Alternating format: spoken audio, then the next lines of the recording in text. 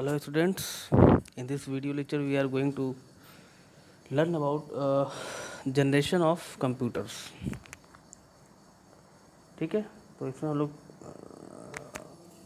Computer के generations के बारे में जो है पढ़ेंगे। तो यहाँ पे आप देख सकते हैं, यहाँ पे 5 जनरेशन्स की बात की गई है।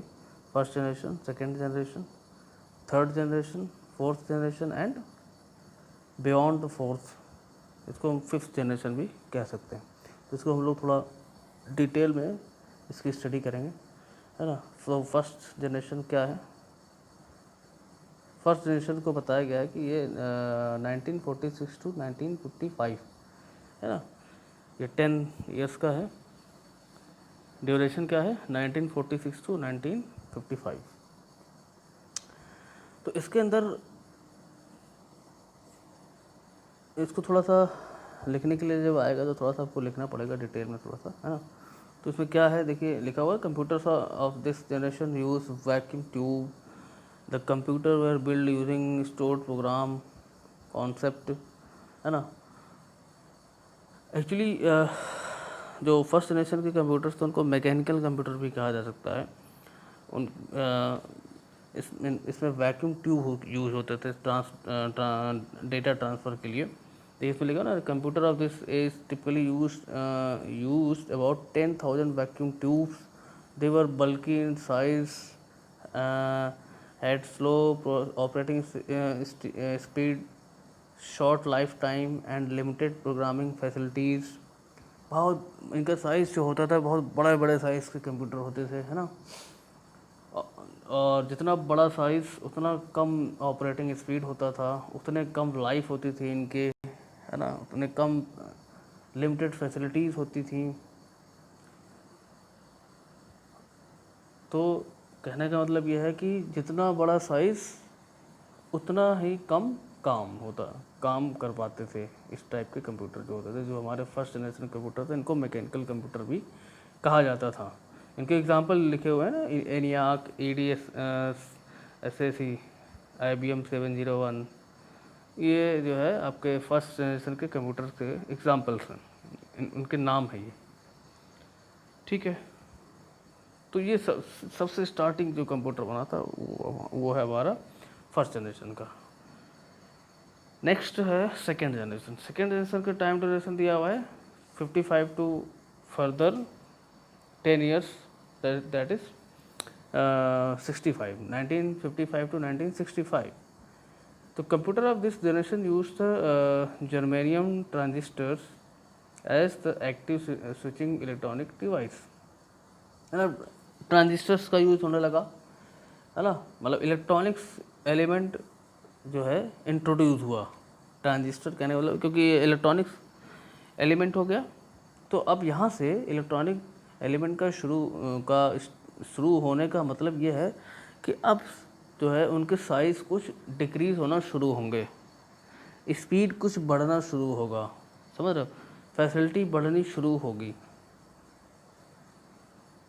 लिखा है ना, कंपेरेटिवली स्मॉलर इन साइज। एक मिनट, ये अब लिखा ना यहाँ पे comparatively smaller in size, about 10 times faster operating speed, है ना।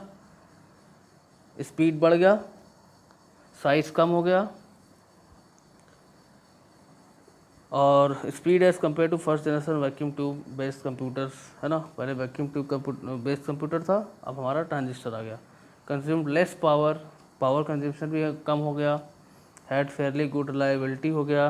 गुड रिलायबिलिटी मीन्स हमारा जो है उस रिलायबिलिटी का मतलब होता है कि हम जो है उस पर कितना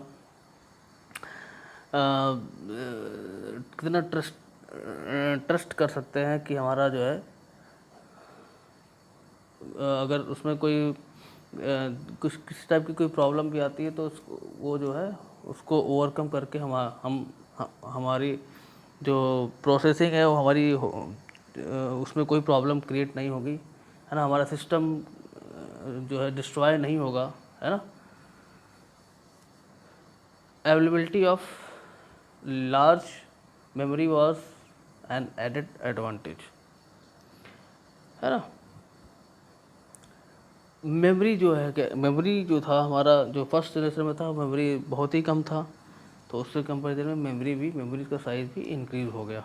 इसके एग्जांपल भी लिखे हुए हैं, IBM 7000 B 5000, IBM 1401, ये सब आपके सेकेंड जनरेशन के एग्जांपल्स हैं। नेक्स्ट थर्ड जनरेशन का ड्यूरेशन क्या लिखा है, 65 to 75, 1965 to 1975। The computer of this generation used the LSI chips like microprocessor as their active electronic element। देखिए अब इलेक्ट्रॉनिक एलिमेंट की बात हो गई है ना, यहाँ पे LSI chips means large scale integrated chips, है ना, जैसे कि माइक्रो प्रोसेसर। अब साइज और भी कम हो गया, प्रोसेसिंग स्पीड और बढ़ गई, है ना। इससे भी एग्जांपल लिखे हुए हैं, आप देख सकते हो।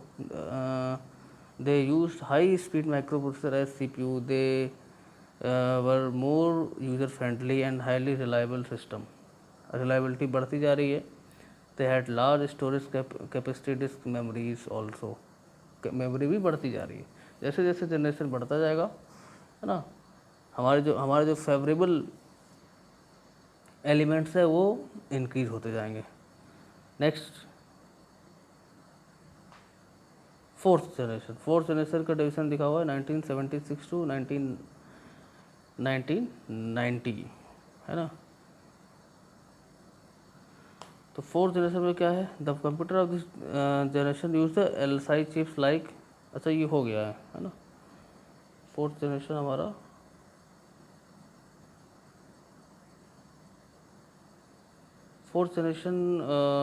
थर्ड जनरेशन शायद स्किप हो गया हम लोग का, तो चलो कोई बात नहीं। थर्ड जनरेशन देख लेते हैं पहले।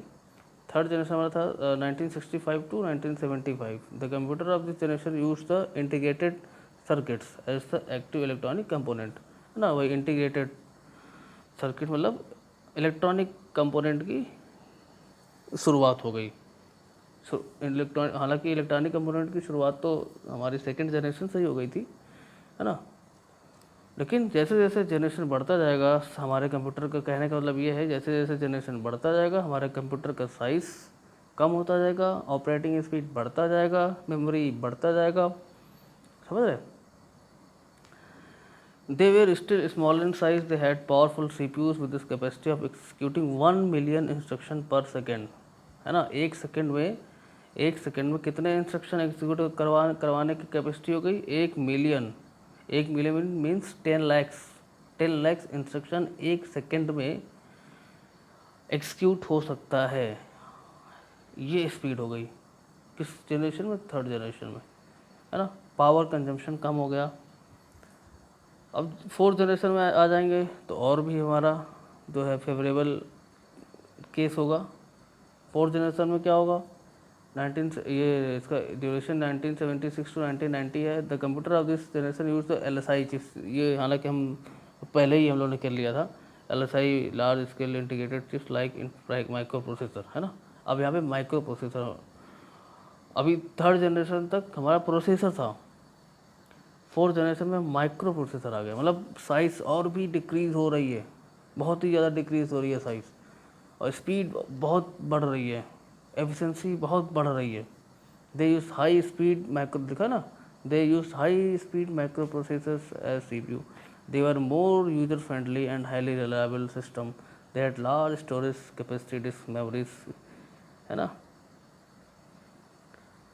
आप देख सकते हो कि मोबाइल में ही देख सकते हैं कि जो है, आप मोबाइल पहले कितने कम मेमोरी के आते थे, है ना। 2 GB 4 GB तो हमारे जो है टोटल मेमोरी हमारे उसका रहता था मोबाइल में। अब 2 GB 4 GB तो रैम का आ रहा है ना। और टोटल मेमोरी सोचो कितना हो जाता है, 64 GB 128 GB तक का जो आपकी जो हमें यूज़ करनी है, सेकेंडरी मेमोरी जो यूज़ करनी है ना, तो 64 GB का आ गया, 128 GB का आ गया। इतना तो पहले हमारे कंप्यूटर में स्पेस नहीं आता था जितना कि मोबाइल्स में आने लगे हैं, है ना।